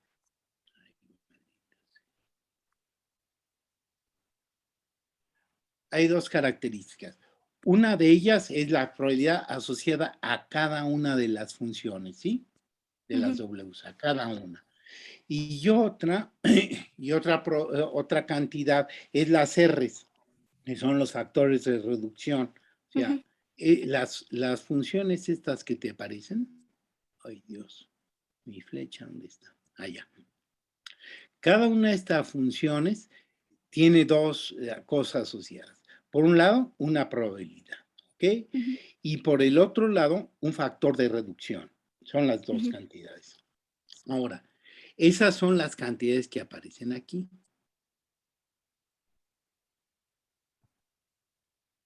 A ver, ¿dónde está? Ay, me llevo. Estas que aparecen aquí son esas dos cantidades. Estas están relacionadas con la probabilidad asociada a cada una de las funciones y la R es el factor de reducción de cada una de las funciones. Entonces aquí se combina la parte geométrica con la parte estadística. Esta es la parte geométrica, el factor de reducción. Esta parte es la parte estadística, el peso que le di a cada una. Ahora, en cada problema es diferente. O sea, estas cosas van a cambiar en cada aplicación. Es distinta, ¿no? Pero, digamos, porque tiene que ver mucho esto con las series de tiempo ya. ¿De acuerdo? Ya específicamente las R's, estas están conectadas y no es tan fácil en general. Ahorita lo estoy ligando con el sistema de funciones iteradas, pero se tiene que ligar esto, fundamentalmente lo tiene que ligar con las series de tiempo, que ya no es inmediato, ¿sí? La parte inmediata con series de tiempo es con la alfa, entonces por eso es un relajo, ¿no? Estas no son cantidades que se las dan a uno, ¿sí? Entonces, aquí en la parte teórica, pues sí, ¿no? Se da la P y la R, pero lo que uno en realidad obtiene son gráficas, son series de tiempo. Y en las series de tiempo no se dan las probabilidades, se dan las alfas.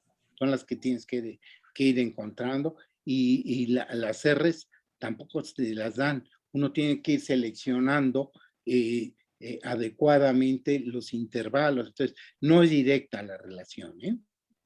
Ok. Ok, sí, gracias. Ok, muchas gracias. Tenemos una pregunta de la doctora Lidia. Sí, cómo no, Lidia. Ay, gracias. Oye, ahí en donde tienes la beta que funciona, sí. Se ve que pides que tenga que tener segunda derivada positiva o negativa, Sí, porque, sí. pues claro, para hacer la transformada de Legendre, Sí. pero yo veo que sí tienes un punto de inflexión ahí en tu beta. Sí. Y comentabas que aunque está dividido entre Q-1, sí es simétrica, entonces no te quitas del punto de inflexión en beta y no hay problema ahí. No tengo problema. No, porque lo que pasa es que esta expresión solamente acepta una sola solución, una sola, ¿no? Y no tienes problema acá, porque siempre esta función que tienes es ¿cómo sería esta? Es que esa tendría una concavidad la fija y si concavidad. te fijas en Exacto. tu Sí. dibujo, cambia. Y justo el punto Sí. de inflexión siempre tiene problema en las transformadas de Legendre porque digamos, la ordenada al origen no se mueve ahí justamente y entonces no es invertible. Y por eso es que me llama la atención aquí, que... Ajá. Sí, pero aquí el problema lo tendrías cuando quieres sacar la transformada. Ya. Lo Exacto. tendrías, Sí. ese lo tendrías cuando pasas de aquí para acá. Cuando Ajá. tú haces la transformada numérica. Si tú tienes esta curva y ahora tienes que hacer la transformación de Legendre numérica. Y ahí sí tendrías la bronca. Hay que tener cuidado. Pero las broncas, curiosamente, pasan en las Qs, déjame ver, son, es en esta región. Aquí son las Qs positivas, en esta parte. En esta parte es donde tienes el problema. Exacto. No, es como no si te tuvieras que restringir solamente a un intervalo en donde o es positiva o es negativa, ¿no? No. Porque incluso porque... pediste segunda derivada, creo, negativa, sí. que es la primera parte, la del lado izquierdo. Sí. Y la otra, la segunda, ya tiene segunda derivada positiva. Déjame ver. Ok, aquí lo dices. Ahí está. ¿No? Bueno, ajá. Primero, fíjate, aquí una de las cosas es que la derivada de esta mugre te da la alfa de. Eso es sí, esa no tiene problema, es la Pero segunda. el problema es para invertirla. Para invertirla, tú necesitas asegurar que sea una función estrictamente creciente o estrictamente decreciente la beta X. Así es, exacto. Y esto es lo que te garantiza. Esto es lo que me garantiza que sí se puede, ¿no? Porque aquí esta maldita función me dice, es estrictamente decreciente, ¿de acuerdo? Es lo que ves acá.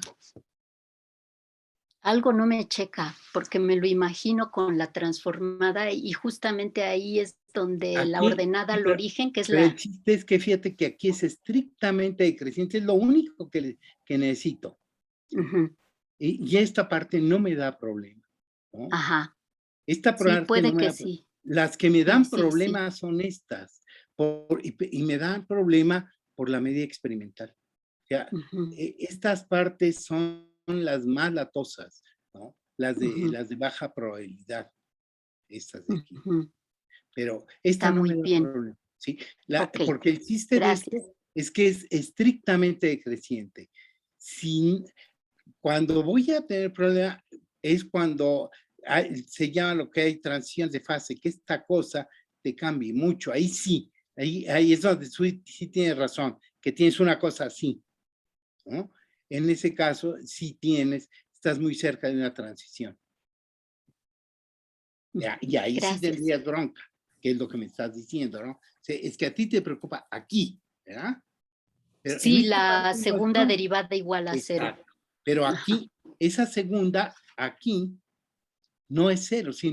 Aquí mientras no sea cero, no hay bronca. Pero conforme tú vas haciendo esta curva, que es si te hace esto, entonces vas a tener esa bronca, ¿sí? Es cuando sí la tienes.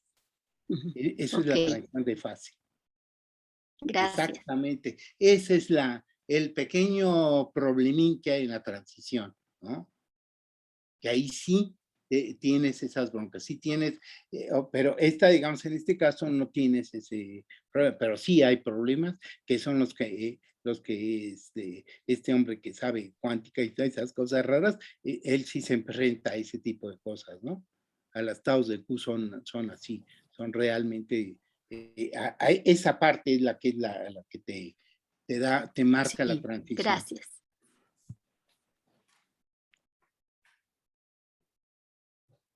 Toca Julián, sí, Julián. Sí, adelante, Julián, bueno, Julián. Sí, es que a Mario estaba... Sí, perdón. Pero, sí, por favor, adelante con la pregunta. Sí, no, profesor, quería saber si nos podría hablar un poco de la relación que tiene esto con la entropía y los procesos reversibles e irreversibles, quizás de manera corta. Ya. Bueno, sí hay una relación que es bien divertida. Y esto proviene exactamente de las transformadas, ¿sí? De hecho, esta cantidad alfa, de alguna manera, juega el papel de la energía, ¿sí? digamos, uno cuando analiza los sistemas termodinámicos, utiliza, por ejemplo, el conjunto canónico, ¿no? El conjunto canónico te da que sea la menos beta h entre la función de partición. Y tienen analogía completas con estas historias, ¿no? La alfa está relacionada con la energía. Y déjame ver, ¿cuál es la otra? Ok. Porque aquí hay que relacionar la entropía de alguna forma. La entropía está relacionada con la DH. Déjame ver aquí. Ay, mi flecha. O sea, esto que aquí juega el papel de la dimensión es el análogo de la entropía. ¿Sí? Y entonces lo que juega el papel son las parciales de esta cosa. ¿Sí? Entonces, sí hay una relación, ¿no? Y sí se puede hacer. De hecho, puede uno hacer un tratamiento completo de fractales y multifractales viendo esa correspondencia, ¿sí? De que yo puedo llevarme las ideas de Boltzmann, ¿ya? Aplicarlas a todo este relajo de fractales y multifractales. Sí se puede, ¿no? Ahora, te digo, eso no es tan simple, pero sí, de hecho hay por ahí una cosa que luego te paso el artículo que hicimos de esa historia. Eso lo hice con quién era. Ay, espérame tantito. Con Gavidú. Con Gavidú fue con la que hicimos la analogía de hacer digamos, usar las ideas de Boltzmann para llegar a este tipo de cosas, ¿no? Sí puede uno hacerlo, sí hay una analogía. Y en esa analogía es cuando estábamos tratando de entender las transiciones de fase también, porque ahí sucede que esta parte juega el papel de la entropía y es la relación fundamental, ¿no? Y juega uno de esa manera, pero sí no es tan sencillo, sí se puede, pero no es tan directo, ¿no? Ok. Bueno, muchas gracias. Vi la mano levantada del... Ah, perdón, ¿ibas a intervenir, Julián? Ok. Vi la mano levantada del doctor Norberto, pero no sé si después ya no la vi. Gracias, Alan. Ah. Una pregunta, José Luis. Sí, dime. Yo sé que tú haces cosas muy, muy interesantes, aparte de lo que nos mostraste hoy, que es muy interesante y tus gráficas muy, muy ilustrativas. Sé que todo esto lo aplicas a cuestiones físicas o incluso te has metido a la biología, a la medicina. ¿Tú qué nos dirías? ¿Cuál sería la aplicación más cercana de lo que nos acabas de mostrar? Híjole, pues es un lío porque tiene un montón de aplicaciones. Por ejemplo, una de las cosas por la que nos metimos fue para ver lo de la parte de señales cardíacas, ¿sí? Y ya eso hace tiempo nos metimos que para comenzar a utilizar esto para caracterizar las enfermedades cardíacas. Y otra fue con lo del genoma, que también me he estado metiendo un poquito para ver lo del genoma, tener fotografías del genoma que vienen siendo las densidades invariantes de estas historias, digamos. Pero eso cae más en el campo de, digamos, por ejemplo, de la biología, si se quiere. Déjame ver, pues son los que más me metió luego en una, sí, fundamentalmente me he estado metiendo más en ese lado, en las aplicaciones, ¿no? En mecánica también hay sistemas, pero nada más que en mecánica tienen que ser conservativos. Aquí esto no es conservativo. El que maneja las cosas conservativas es Eduardini PG, donde el caos tiene otra caracterización, tiene otra forma distinta. Ahí no aparecen este tipo de cosas y que son las que maneja Lidia, por ejemplo. Lidia maneja lo de caos en sistemas hamiltonianos y es otra la técnica por completo. Por eso yo como no la conozco bien, ahí los que conocen son el doctor Piña y Lidia, son los que manejan esas cosas para arriba y para abajo, ¿no?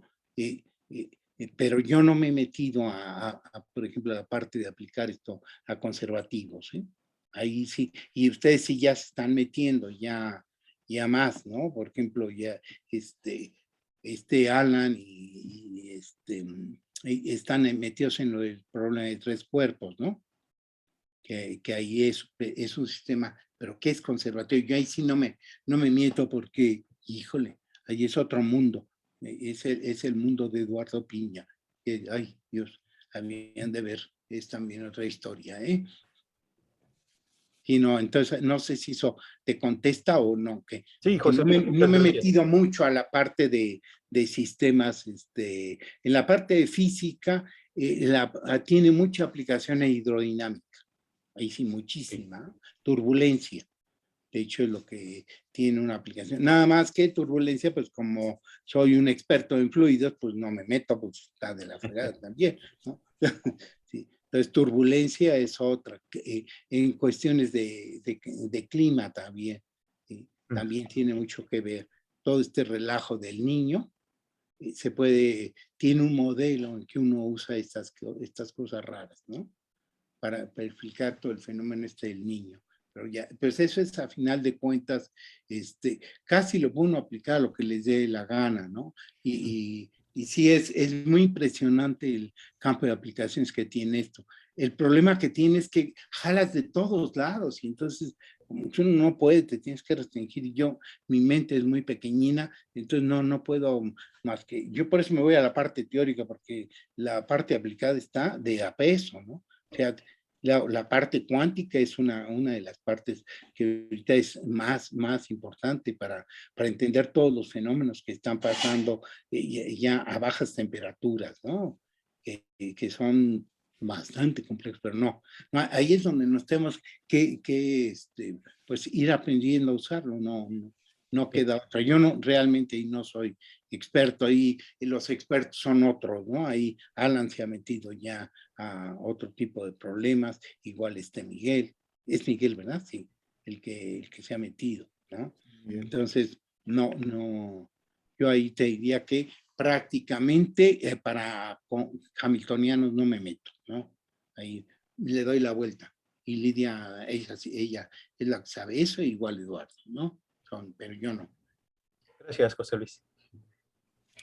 Okay. Bueno, pues no me queda más que agradecerle mucho por la plática, doctor. Preparamos una constancia que se la haremos llegar. Déjenme compartirla. Es que usted está compartiendo la pantalla. Ay, de veras. Espérate, déjame ver ahorita. Nada más le pongo aquí que stop, ¿verdad? Sí, ¿ya? por favor. ¿Cómo sí. no?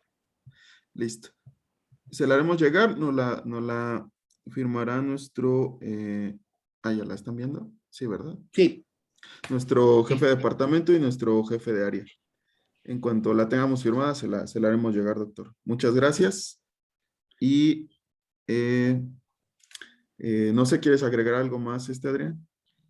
No, solamente como el 4 de octubre, que sería el próximo seminario, hay Congreso Nacional de Física. No vamos a tener, digamos, seminario ese día por el Congreso Nacional que va a estar, creo que es el 4, 5 y 6 de octubre, y ya regresaríamos al seminario el día lunes 11, creo que 11, ¿verdad? El 11 de octubre, sí, porque el 12 no hay labores, creo. Entonces es lunes 11 el siguiente seminario, no sé. Entonces sería todo de mi parte, no sé, Alan, otra información. No, creo que sería todo. Les agradezco mucho a todos por estar aquí y especialmente al doctor José Luis por la plática tan interesante que nos dio. Muchas gracias a ustedes por aguantar tantas mentiras. Ok.